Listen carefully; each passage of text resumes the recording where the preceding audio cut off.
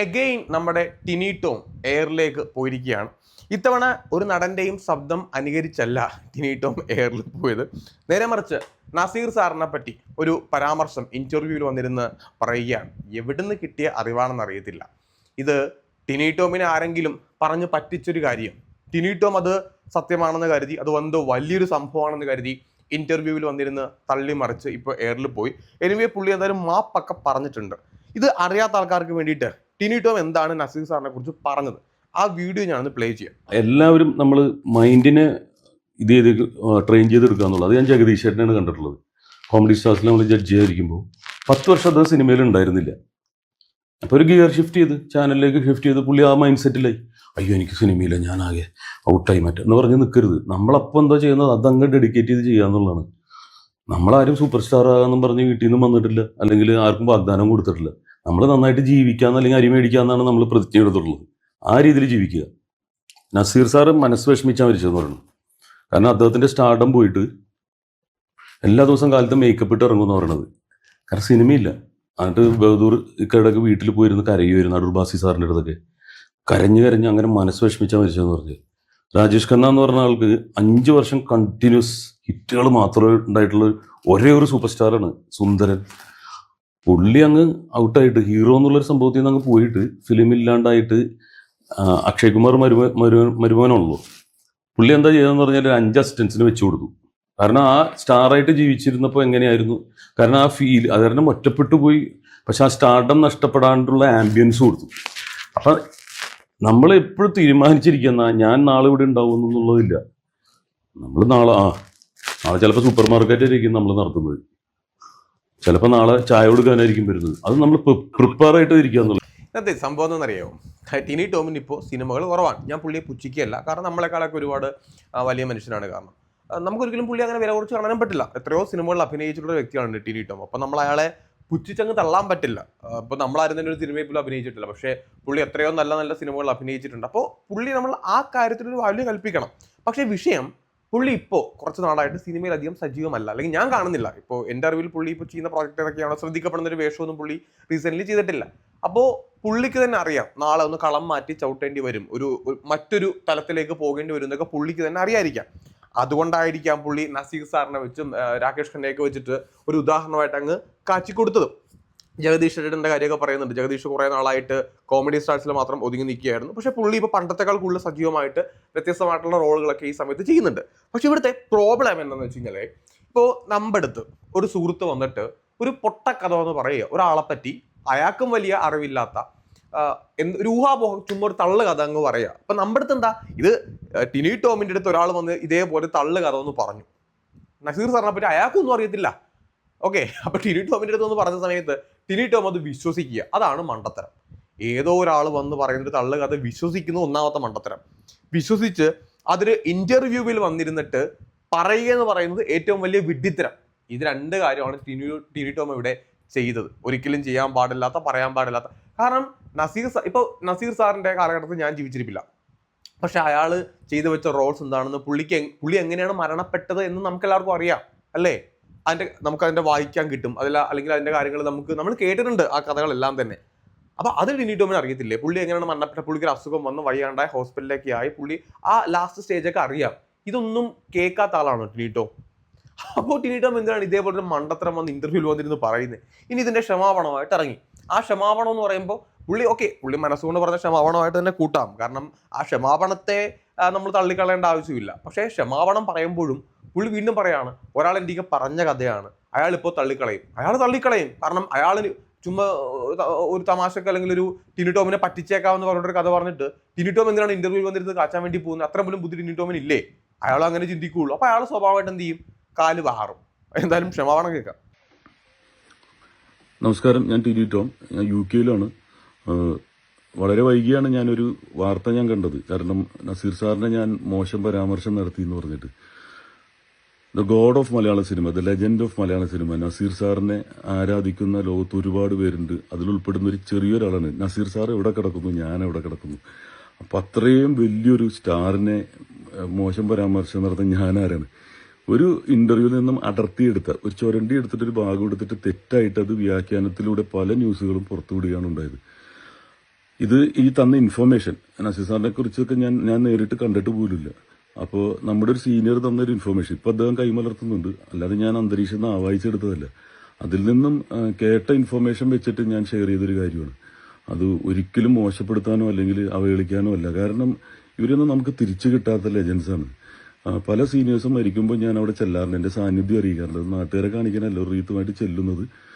കാരണം ഇവരൊന്നും നമുക്ക് തിരിച്ചു കിട്ടില്ല. അപ്പം അത്രയും ഇഷ്ടപ്പെടുന്ന ആരാധിക്കുന്ന ഇവരെയൊക്കെ മോശം പരാമർശം നടത്താൻ ഞാൻ ആരാണ്? ഒരാളെ വാക്കുകൊണ്ട് വേദനിപ്പിക്കരുതെന്ന് പോലും അതനുസരിച്ച് ജീവിക്കുന്ന ഒരാളാണ്. അപ്പോൾ പിന്നെ ഇങ്ങനൊരു സംഭവം ഞാൻ ഉൾപ്പെടെയുള്ളവർക്ക് വേദന ഉണ്ടാക്കുന്നതാണ്. അപ്പോൾ ഇത് പ്രത്യേകിച്ച് പ്രേം നസീർ സൂര്യ സമിതി ലോകം മുഴുവനുണ്ട്. അതിലെൻ്റെ സുഹൃത്തുക്കളുണ്ട്, ജില്ലാ പ്രസിഡന്റുമാരുണ്ട്, എൻ്റെ സംസ്ഥാന പ്രസിഡന്റൊക്കെ എനിക്ക് അടുത്തറിയാവുന്നവരാണ്. ഞാൻ അങ്ങനെ ഒരു തെറ്റ് ചെയ്തിട്ടുണ്ടെങ്കിൽ നിരുപാധികം മാപ്പും ക്ഷമയും ചോദിക്കാൻ ഞാൻ തയ്യാറാണ്. കാരണം മാപ്പ് ചോദിക്കുന്നത് നല്ല കാര്യമാണ്. പക്ഷേ വീണ്ടും ഞാൻ പറയാണ്, ടീനി ടോം ഇതേപോലെ ആദ്യമായിട്ടല്ല ഒരു മണ്ടത്തരം പറയുന്നത്. അല്ലെങ്കിൽ ഒരു പ്രസ്താവന പറയുമ്പോഴത്തേക്കിന് ക്ലാരിറ്റി ഇല്ലായ്മ. കുറച്ചു നാൾ തന്നെ മുന്നേ ഒരു സ്റ്റേജ് പരിപാടിയിൽ വന്നിട്ട് ടീനി ടോം പറഞ്ഞു, മലയാളത്തിലെ ഒരു പ്രമുഖ നടൻ, ഒരു യുവ നടൻ, അയാൾ മയക്കുമരുന്ന് അമിതമായിട്ട് ഉപയോഗിച്ചുള്ള പല്ല് പൊടിഞ്ഞുകൊണ്ടിരിക്കുക. ടീനി ടോം ഇത് പറഞ്ഞ സ്റ്റേജിൽ നിന്ന് ഇറങ്ങിപ്പോയി. അന്ന് എനിക്ക് തോന്നുന്നു മലയാളത്തിലെ ഒട്ടുമിക്ക നടന്മാരുടെ പേര്, അതായത് ആരൊക്കെയാണോ മലയാളത്തിൽ യങ് ആയിട്ടുള്ള ആൾക്കാരുള്ളത്, അവരുടെ എല്ലാവരുടെയും പേര് ആ ഒരു പരാമർശത്തിൽ വരികയുണ്ടായി. ഇന്നാളാണ് ഇന്നാളാണ് ഇന്നാളാണെന്ന് പറഞ്ഞുകൊണ്ട്. അപ്പോൾ എല്ലാവർക്കും പൊതുവെ നാണക്കേട് ഉണ്ടാക്കിയൊരു കാര്യമാണ്. ഒന്നുകിൽ ടീനി ടോം എന്ത് ചെയ്യണം, ഇത് പറയാതിരിക്കണം. അല്ലെങ്കിൽ പറയുമ്പോഴത്തേക്ക് ആ നടന്റെ പേര് പറയാനായിട്ടുള്ള ധൈര്യം കാണിക്കണം. ഇതേപോലെ ഒരുപാട് മണ്ടത്തരങ്ങൾ ടീനി ടോം ഇന്റർവ്യൂവിൽ വന്നിരുന്നിട്ട് അല്ലെങ്കിൽ സ്റ്റേജിൽ വന്നിരുന്ന് പറഞ്ഞിട്ടുണ്ട്. ഇത് ഇപ്പൊ നസീർ സാറിനെ പറ്റി പറയുകയാണ്. ഇപ്പോൾ ടീനി ടോം എന്ന് പറയുകയാണ്, ഞാൻ റീത്തുമായിട്ട് പോയി ഓരോ ലെജൻസിനെ പോയി കാണാറുണ്ട് മരണമടയുന്ന സമയത്ത്, അല്ലെങ്കിൽ അവരേക്ക് എനിക്ക് അത്ര റെസ്പെക്ട് ആണ്, അല്ലെങ്കിൽ ഞാൻ അവർക്ക് വേണ്ടി അങ്ങനെ ചെയ്തിട്ടുണ്ട് ഇങ്ങനെ ചെയ്തിട്ടുണ്ട്. ഇതെല്ലാം ഇപ്പൊ പറഞ്ഞിട്ട് ഒരു കാര്യമില്ല. ഒരു ഇന്റർവ്യൂവിൽ വന്നിരുന്നിട്ട് പറയാൻ പാടില്ലാത്തൊരു കാര്യം പറയുകയാണ്. അത് ഇപ്പോൾ ടീനി ടോം തന്നെ പറയുകയാണ്, നസീർ സാർ ഒരു ലെജൻഡാണ്, അല്ലെങ്കിൽ പുള്ളി ചെയ്തു വെച്ച കാര്യങ്ങൾ നിങ്ങൾക്ക് അറിയാമല്ലോ. ഇതൊക്കെ നമുക്കറിയാം, ടീനി ടോമിനും അറിയാമല്ലോ. അപ്പോൾ ടീനി ടോം എന്തിനാണ് ഇത് പറയാൻ വേണ്ടി പോയെ? ഇത് പറയാൻ പാടില്ലായിരുന്നു. ഇപ്പോൾ ഒരാൾ നമ്മുടെ അടുത്ത് വന്നിട്ട് ഒരു നടനെ പറ്റി അല്ലെങ്കിൽ നടിയെ പറ്റി പല തള്ളു കഥകൾ പറയും, നല്ലതും ചീത്തതുമായിട്ടുള്ള ഒരുപാട് കാര്യങ്ങൾ അവർ ചുമ്മാ ഇങ്ങനെ വിളിച്ചു പറയും. അത് അവർക്ക് അറിവുണ്ടായിട്ടൊന്നുമല്ല, അവർ ചുമ്മാ വിളിച്ചു പറയുന്ന ഒരു കഥകളാണ്. അപ്പം നമ്മളത് പോയിട്ട് വേറൊരു സ്ഥലത്ത് പറയാൻ പാടില്ല. നമ്മളത് കേട്ടു, ഓക്കെ, അത് സത്യമായിരിക്കാം കള്ളത്തരമായിരിക്കാം, നമുക്കതിൽ ക്ലാരിറ്റി ഇല്ലെങ്കിൽ നമ്മൾ എന്ത് ചെയ്യരുത്, വേറൊരു സ്ഥലത്ത് പോയിട്ട് കാച്ചരുത്. ടീനി ടോം എന്താ ചെയ്തേ, ഇന്റർവ്യൂവിൽ വന്നിരുന്നെങ്കിൽ എല്ലാം അറിയാവുന്ന പോലെ അങ്ങ് വെട്ടി അടിച്ചേക്കുക. ഇപ്പൊ ജഗദീഷ് ഏട്ടന്റെ കാര്യം പറഞ്ഞു, ഓക്കെ, പുള്ളി കോമഡി സ്റ്റാർസിൽ വന്നു, പുള്ളി വീണ്ടും സിനിമയിൽ സജീവമായി, അത് ഫൈൻ, അത് പറഞ്ഞു. ഈ നസീർ സാറിനെ കണ്ടിട്ടില്ല, കേട്ടിട്ടില്ല, നേരിട്ട് അറിയില്ല, കഥകളൊന്നും കൃത്യമായിട്ട് ഉറപ്പില്ല, പിന്നെ എന്തിനു വന്ന് പറയണം? ബാക്കി കൂടെ കേൾക്കാം. ഇത്രയും വലിയൊരു ലെജൻഡിന്റെ കാൽക്കൽ വീഴാനും ഞാൻ തയ്യാറാണ്. അത്രയും വലിയൊരു വ്യക്തിത്വമാണ്. അദ്ദേഹത്തിന്റെ മകനുമായിട്ട് ഞാൻ സ്ഥിരമായിട്ട് ഷാനവാസിക്കായിട്ട് ഞാൻ ചാറ്റ് ചെയ്യാറുണ്ട്. ആരാധന കൊണ്ട് തന്നെയാണ്. അതുപോലെ തന്നെ സത്യൻ മാസ്റ്ററിന്റെ മകൻ സതീഷ് സത്യൻ മാസ്റ്റർ ചോദിച്ചാൽ അറിയാം. കാരണം അദ്ദേഹത്തിനെ ഓണർ ചെയ്യണമെന്നും പറഞ്ഞിട്ട് വാദിച്ച ഒരാളാണ്. അദ്ദേഹത്തിന് ഓണർഷിപ്പ് കൊടുത്തു. ഇത്തവണത്തെ മീറ്റിങ്ങിന് നസീർ സാറിന്റെ ശബ്ദത്തിൽ തുടങ്ങണമെന്ന് പറഞ്ഞ് വാദിച്ച ഒരാളാണ്. അതിന്റെ ഒരു AI ക്രിയേറ്റ് ചെയ്തിട്ടാണ് തുടങ്ങിയത്. അപ്പൊ അങ്ങനെയുള്ളൊരു വലിയ വ്യക്തിത്വത്തിനെ ഞാൻ ഒരു കാരണവശാലും മനസ്സവാച കർമ്മണ ഒരിക്കലും ഞാൻ ഇങ്ങനൊരു വാർത്തയിൽ വന്ന പോലെ ഞാൻ വേദനിപ്പിക്കാൻ ഉദ്ദേശിച്ചിട്ടുമില്ല, ചിന്തിച്ചിട്ടുമില്ല, എന്നെ കൊണ്ട് പറ്റൂല. കാരണം അത്രയും God of Malayalam cinema, the legend of Malayalam cinema. അപ്പോൾ അതിന് ഞാൻ എൻ്റെ ഭാഗത്ത് തെറ്റുപറ്റിയിട്ടുണ്ടെങ്കിൽ ഞാൻ ക്ഷമ ചോദിക്കുന്നു. പുള്ളി ചെയ്ത കുറെ കാര്യങ്ങളൊക്കെയാണ് വിളിച്ചു പറയുന്നത്. ഞാൻ പറഞ്ഞില്ലേ, ഇതിനകത്ത് പറയാൻ പാടില്ലാത്തൊരു കാര്യമാണ് പുള്ളി വന്നിരുന്ന് സംസാരിച്ചത്. അമ്മയുടെ മീറ്റിങ്ങിന് AI ശബ്ദം വെക്കുന്നതോ, ഇനിയിപ്പോ സത്യം മാഷിന്റെ മകന്റെ കാര്യമൊക്കെ പറയുന്നുണ്ട്. അപ്പൊ ഞങ്ങളൊക്കെ എന്താ അടുത്ത് പോയി ചോദിക്കണോ, ടീനി ടോം അങ്ങനെ ചെയ്യാറുണ്ടോ, ടീനി ടോം ഇങ്ങനെ ചെയ്യാറുണ്ടോ? നമുക്കിതൊന്നും ചോദിക്കാനുള്ള സമയമില്ല, താല്പര്യമില്ല. ടീനി ടോം ഇത് വന്ന് ഇന്റർവ്യൂവിൽ വന്നിരുന്ന് കാച്ചാതിരുന്നാൽ മതിയായിരുന്നു. ഇനിയിപ്പോ ഭാഗ്യലക്ഷ്മി അന്ന് തന്നെ ഈ ഒരു ടീനി ടോം ക്ഷമ പറയുന്നതിന് മുന്നേ ഇതിപ്പോ ഒരുപാട് ആൾക്കാർ പ്രതികരിച്ചിട്ടുണ്ട്. മണിയമ്പിള്ള രാജു, ആലപ്പി അഷ്റഫ്, അങ്ങനെ ഒത്തിരി ആൾക്കാരുടെ പ്രതികരണമൊക്കെ നമുക്കിപ്പോൾ സോഷ്യൽ മീഡിയയിൽ കാണാൻ വേണ്ടി സാധിക്കുന്നുണ്ട്. എല്ലാവരും കൂടെ ടീനി ടോമിനെ എടുത്തു വെച്ചിട്ട് ഊക്കുക. അന്ന് തന്നെ ഭാഗ്യലക്ഷ്മി പറഞ്ഞൊരു വീഡിയോ ഞാൻ അന്ന് എടുത്തു വെച്ചിട്ടുണ്ടായിരുന്നു. അതുകൂടെ പ്ലേ ചെയ്യാം. ടീനി ടോമിന്റെ ഒരു പ്രസ്താവന വല്ലാതെ ഇങ്ങനെ കുറെ പേര് എനിക്കിങ്ങനെ അയച്ചു തന്നു. പ്രേം നസീർ സാറിനെ കുറിച്ച് പറഞ്ഞ ഒരു പ്രസ്താവന. അദ്ദേഹം അവസാന കാലത്ത് അവസരങ്ങൾ ഇല്ലാതായതോടുകൂടി അടൂർ ബാസിയുടെയും ബഹദൂറിന്റെയും വീട്ടിൽ പോയി കരയുമായിരുന്നു. അങ്ങനെയൊക്കെ കുറെ കാര്യങ്ങൾ. ഞാൻ ആദ്യം വിചാരിച്ചു ഇതിനൊന്നും പ്രതികരിക്കേണ്ട കാര്യമില്ല എന്നിങ്ങനെ. പക്ഷേ വേറെ ആരെക്കുറിച്ച് എന്ത് പറഞ്ഞാലും ചിലപ്പോ ഞാൻ വിചാരിക്കും നമുക്ക് അത്ര വ്യക്തമായിട്ട് അറിയില്ല ആ വ്യക്തിയെ കുറിച്ച്. നല്ല സൗഹൃദമൊക്കെ ഉണ്ട്, ചിരിക്കാറുണ്ട്, സംസാരിക്കാറുണ്ട്. പക്ഷെ പ്രേം നസീർ സാറിന് അങ്ങനെയല്ല. പ്രേം നസീർ സാർ എന്ന് പറയുന്ന വ്യക്തിയെ ഞങ്ങൾ 85 വരെ മദ്രാസിൽ ഉണ്ടായിരുന്ന ആളുകൾ, ഒന്നിച്ച് പ്രവർത്തിച്ചവർ, അദ്ദേഹത്തിന്റെ എല്ലാ നന്മകളും അനുഭവിച്ചവർ ഞങ്ങൾ. ഇത് അടുത്തറിയാവുന്ന ഒരാളാണ് പറയുന്നത്, ഭാഗ്യലക്ഷ്മി പറയുന്നത് അല്ലേ. അപ്പോൾ ടിനി ടോമിന്, അത് ഞാൻ പറഞ്ഞത്, ടിനി ടോമിന് ഇവരെ പറ്റിയൊന്നും ഒന്നും അറിയില്ല, അല്ലെങ്കിൽ പ്രേം നസീറായിട്ടൊരു ബന്ധവുമില്ല, വന്നിരുന്ന് വെറുതെ അങ്ങോട്ട് കാച്ചുക. മരണം വരെയും സ്റ്റാർഡം ഉണ്ടായിരുന്നൊരു വ്യക്തിയാണ് പ്രേം നസീർ. അദ്ദേഹം ചെയ്തിരുന്ന റോളിൽ മാറ്റം ഉണ്ടായിട്ടുണ്ട്. ഇപ്പം നമുക്ക് ശ്രദ്ധിച്ചറിയാം, അദ്ദേഹം ഒരു നായക നടനായിട്ട് തുടങ്ങി അവസാന സമയമായപ്പോഴത്തേക്കും അച്ഛൻ റോളുകളും അല്ലെങ്കിൽ ഒരു ക്യാരക്ടർ റോളൊക്കെ പുള്ളി ചെയ്തിട്ടുണ്ട്. പുള്ളി ലാസ്റ്റ് ടൈം വരെയും പുള്ളി ഒരു സ്റ്റാർഡം കീപ്പ് ചെയ്ത വ്യക്തിയാണ്.